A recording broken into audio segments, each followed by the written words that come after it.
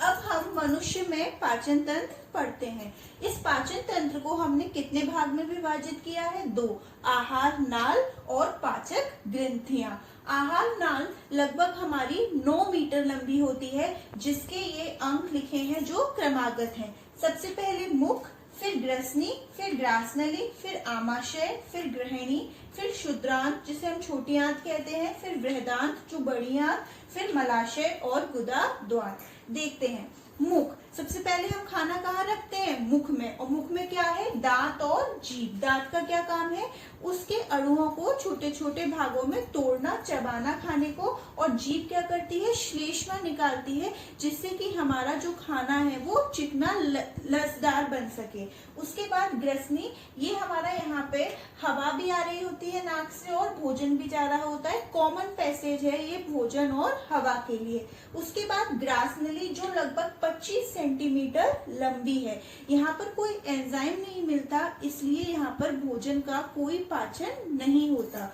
उसके बाद आमाशय, जिसे हम आम भाषा में पेट कहते हैं, जो एक बिल्कुल थैलेनुमा संरचना होती है। और यहाँ पर हमारा भोजन लगभग 3 से 4 घंटे तक रहता है, इसीलिए हम कहते हैं हमारा पेट भर गया, क्योंकि भोजन यहीं रहता है।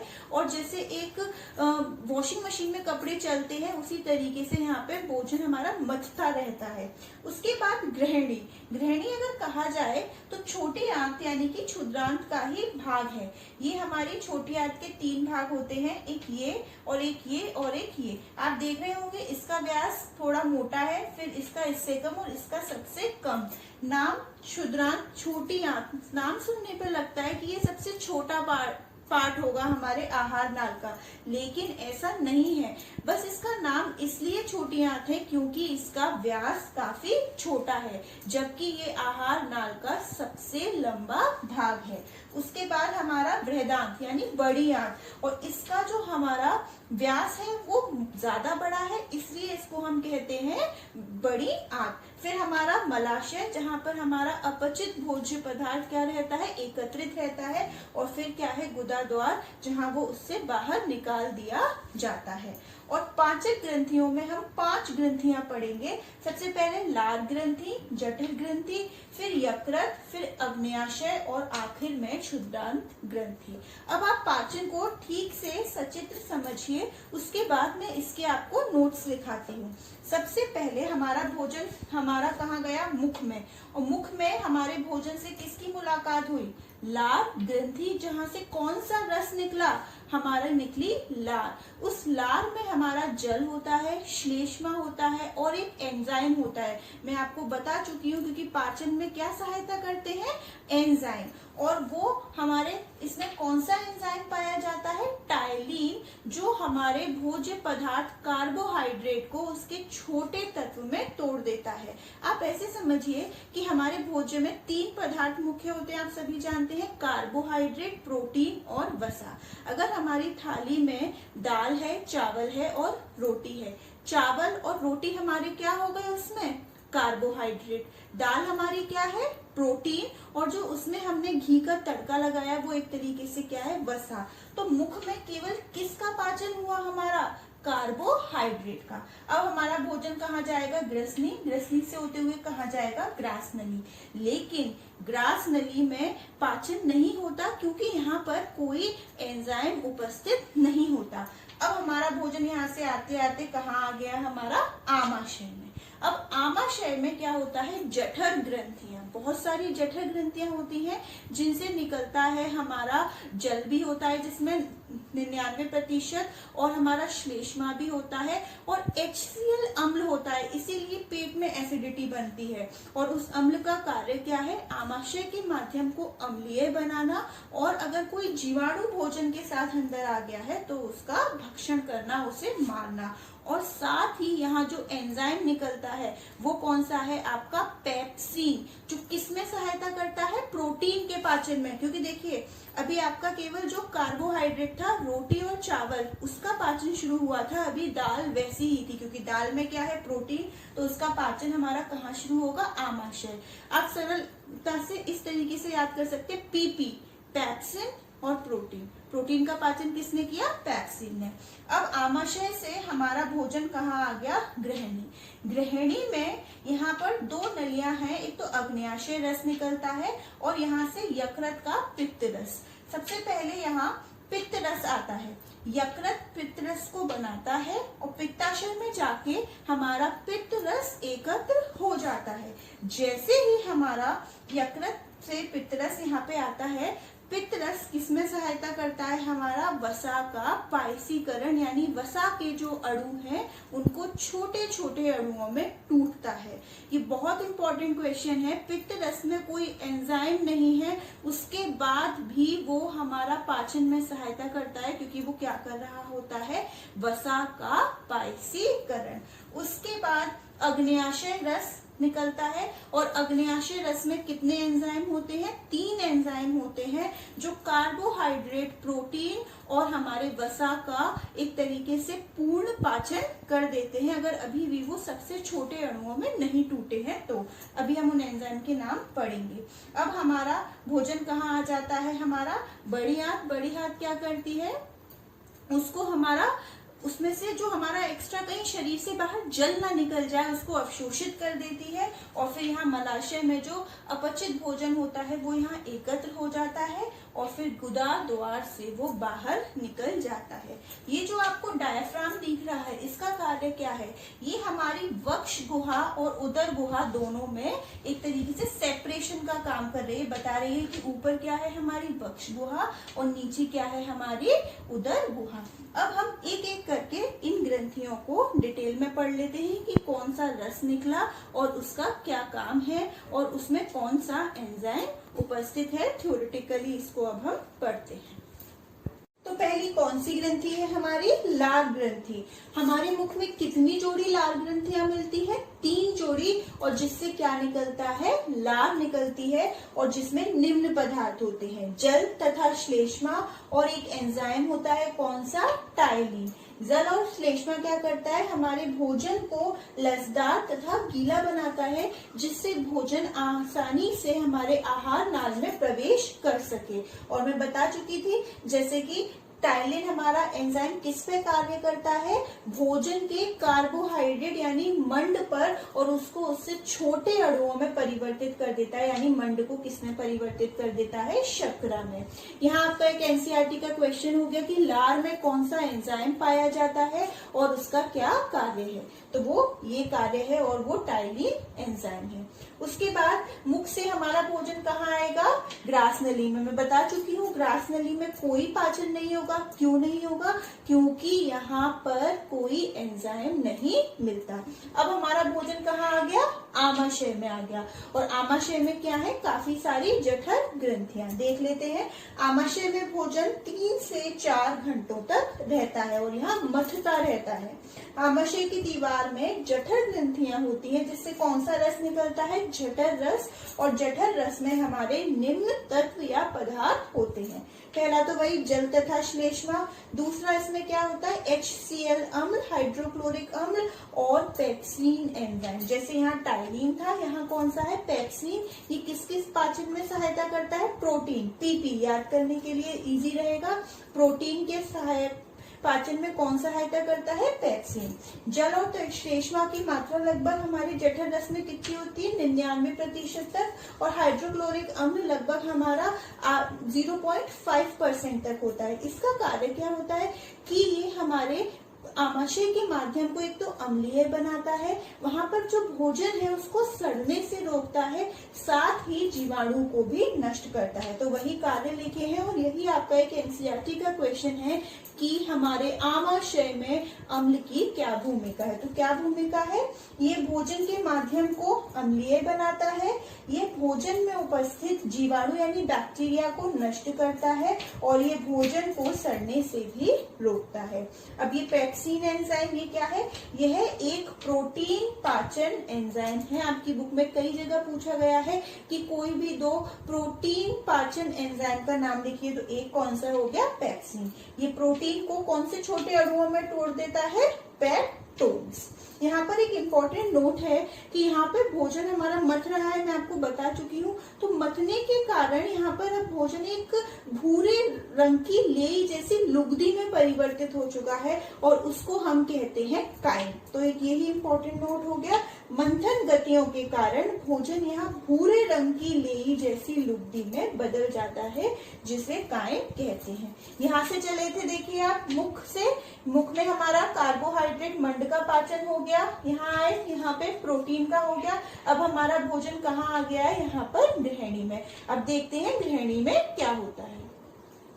यहाँ भोजन सबसे पहले पित्त रस से मिलता है। मतलब यकृत क्या कर रहा था, हमारे पित्त रस को निकाल रहा था, जो कहाँ जाकर एकत्रित हो रहा था, पित्ताशय। बहुत बहुत इंपॉर्टेंट, बच्चों को बहुत कंफ्यूजन होता है इस चीज में कि पित्ताशय बनाता है पित्त रस, नहीं, यकृत बनाता है और वो पित्ताशय में जाकर के एकत्रित हो जाता है। जैसा कि मैंने बताया था कि हमारे पित्त रस में कोई एंजाइम नहीं होता, पर ये वसा का क्या करता है, पायसीकरण, यानी जो वसा है, जो तेलीय अणु है, उनको छोटे विसरणशील अणुओं में परिवर्तित करता है। यकृत में सबसे पहला पॉइंट, यकृत शरीर की सबसे बड़ी ग्रंथि है। ये कई बार बहुविकल्पीय में आया है, आपको 2-4 ग्रंथियों के नाम दे दिए जाएंगे और पूछा जाएगा सबसे बड़ी ग्रंथि कौन सी है, तो कौन सी है, यकृत।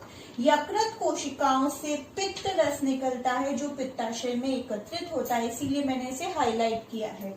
पित्त रस में कोई पाचक एंजाइम नहीं होते, पर ये वसा का पायसीकरण करता है। और ये कौन सा भाग है गृहिणी में, बता चुकी हूँ, क्षुद्रांत का। तो वसा का पाचन क्षुद्रांत में होता है। कई बार यकृत के कार्य अलग से पूछ लिए जाते हैं या बहुविकल्पीय में भी उसको तोड़ मोड़ के पूछ लिया जाता है। तो वही है, पित्त रस का निर्माण करता है ये सबसे पहला।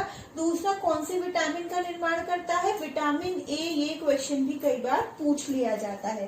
तीसरा, ये यूरिया का निर्माण करता है, जो एक वेस्ट मटेरियल है जिसे हम उत्सर्जन में पढ़ेंगे। और चौथा, बहुत बहुत इंपॉर्टेंट, ये हिपेरिन नामक प्रोटीन का निर्माण करता है, जिससे रुधिर वाहिनियों में रक्त का थक्का नहीं जमता, यानी हमारे शरीर के अंदर खून नहीं जमता। तो हमारा भोजन अभी यहाँ पे था, यकृत ने क्या निकाला, पित्त रस, जिसने उसके वसा पर उसका क्या किया, पायसीकरण, छोटे अणुओं में तोड़ दिया।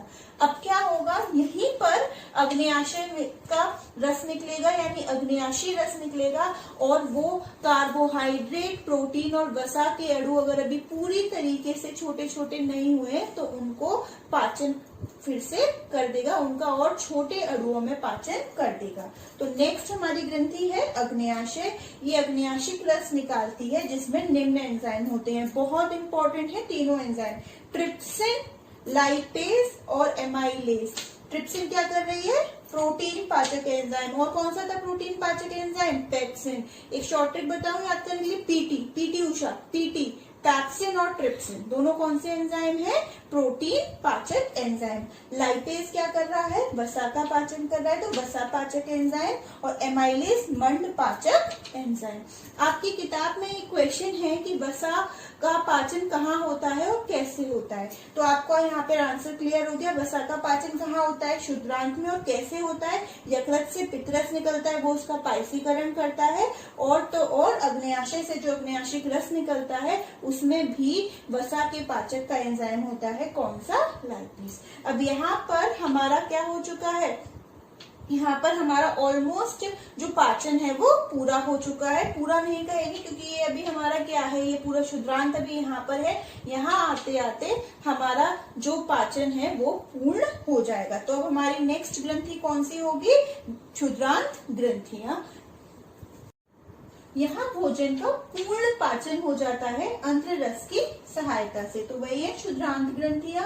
ये अंत्र रस का निर्माण करती है, जिनमें उपस्थित एंजाइम सभी पोषक तत्वों का पूरा पाचन कर देती हैं। यानी मंड पूरी तरह शर्करा में कन्वर्टेड हो चुकी है, प्रोटीन पूरी तरह अमीनो अम्ल में परिवर्तित हो चुका है, और वसा अम्ल प्लस ग्लिसरॉल में बदल चुका है। यहाँ हमने पूरा देख लिया, यहाँ से शुरू हुआ और कहाँ तक फिनिश हुआ हमारा, क्षुद्रांत तक। अब एक इम्पोर्टेंट नोट है, क्या होता है कि अंत में बड़ी आंत क्या करती है, जो हमारा यहाँ पे भोजन बना है एक तरीके से, जैसे कि हमने जठर ग्रंथि के बाद, आमाशय के बाद भोजन को क्या कहा था, कायम कहा था। यहाँ पर अब जो भोजन एक लुप्ती सी जो अपचित पूरा भोजन बन के तैयार हुआ है उसे हम कहते हैं कायल।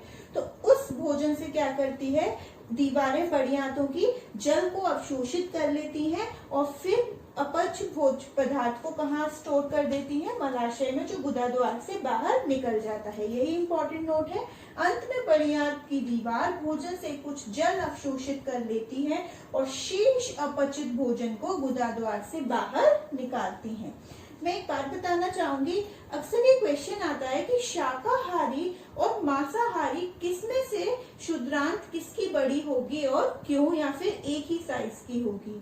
एक्चुअली होता क्या है कि क्षुद्रांत जो शाकाहारी हैं उनकी बड़ी होती है, क्योंकि शाकाहारी क्या खाते हैं, शाक सब्जियां खाते हैं जिनकी कोशिका भित्ति सेल वॉल किसकी बनी होती है, सेल्यूलोज, जिसका पाचन करना बहुत जटिल है और कठिन है।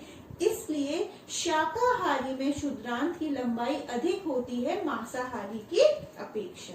यहाँ पर कई बार एक क्वेश्चन पूछ लिया जाता है, बकरी या शेर दे दिया तो किसकी लंबी हो गई, बकरी की, क्योंकि बकरी क्या है, शाकाहारी।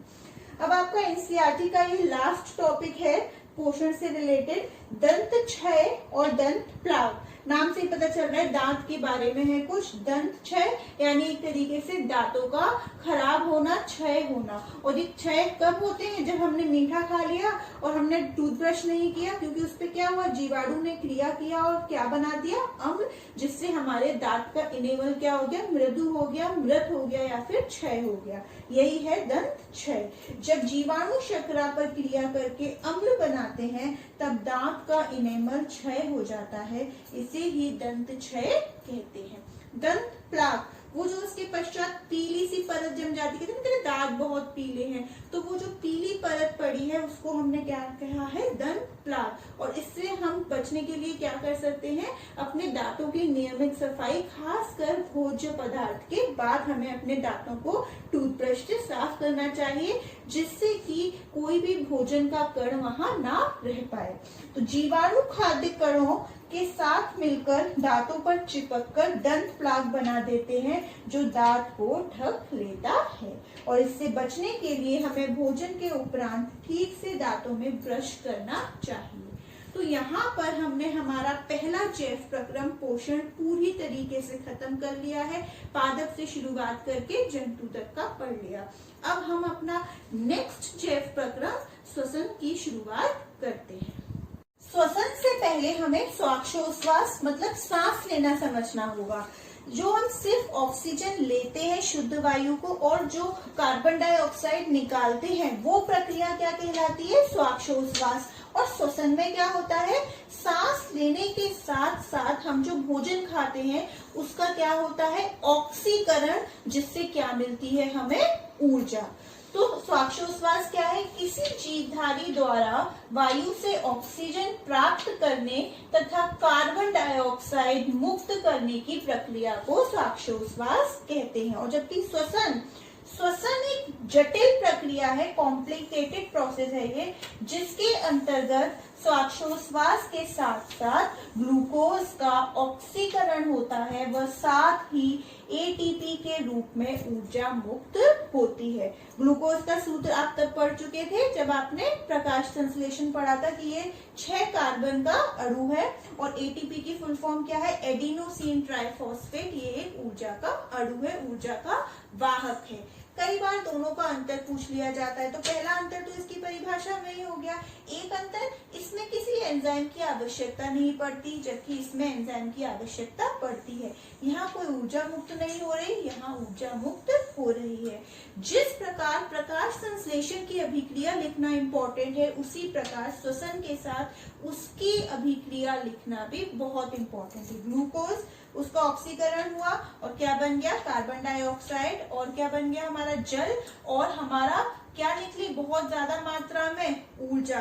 यहाँ पे आप रिकॉल कीजिए, ऊर्जा के निकलने की अभिक्रिया कैसी होती थी, ऊष्माक्षेपी, और प्रकाश संश्लेषण कैसी अभिक्रिया थी, ऊष्माशोषी। एक सामान्य मनुष्य की श्वसन की दर क्या होती है? 14 से 18 पर मिनट, यानी 1 मिनट में वो लगभग 14 से 18 बार वो सांस लेता है।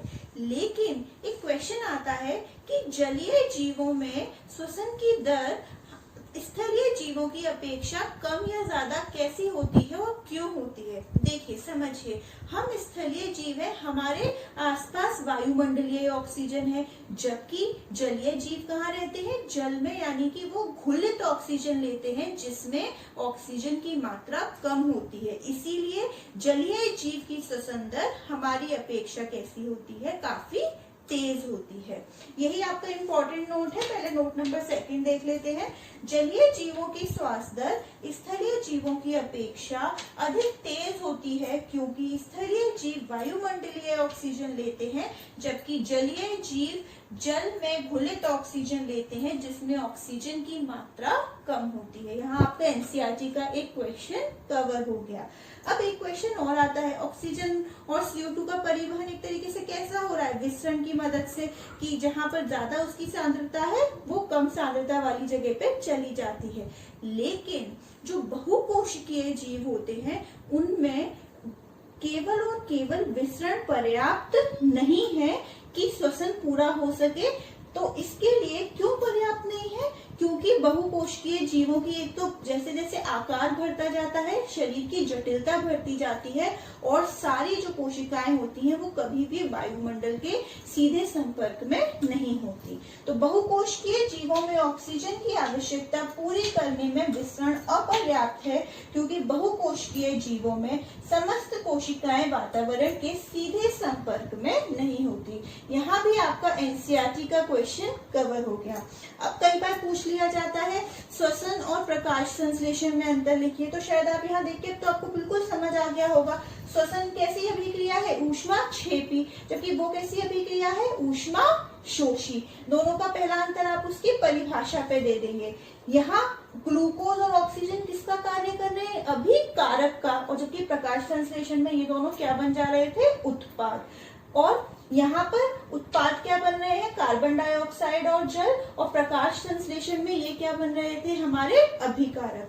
श्वसन के बिना कोई भी जीव ज्यादा देर तक जीवित नहीं रह सकता, जबकि प्रकाश संश्लेषण के बिना एक पौधा कुछ दिन तक जीवित रह सकता है। तो यही कुछ इसके अंतर हो गए, किसके? श्वसन और प्रकाश संश्लेषण के।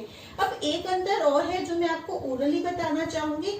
श्वसन और दहन में अंतर क्या होता है? पहली बात तो ये कि हमने सोचा भी कैसे कि हम श्वसन का तुलना हम दहन से करेंगे। तो आप देखिए, श्वसन में भी ऊर्जा मुक्त हो रही है और दहन में भी तो ऊर्जा या ऊष्मा के रूप में मुक्त हो रही है, क्योंकि वो क्या है? हमारी दोनों ही अभिक्रिया ऊष्मा क्षेपी है। बस अंतर क्या है कि श्वसन में एंजाइम की आवश्यकता होती है और ये जीवों में पाई जाती है, जबकि वो कैसी है? हमारा दहन एक भौतिक वातावरण में संपन्न होती है।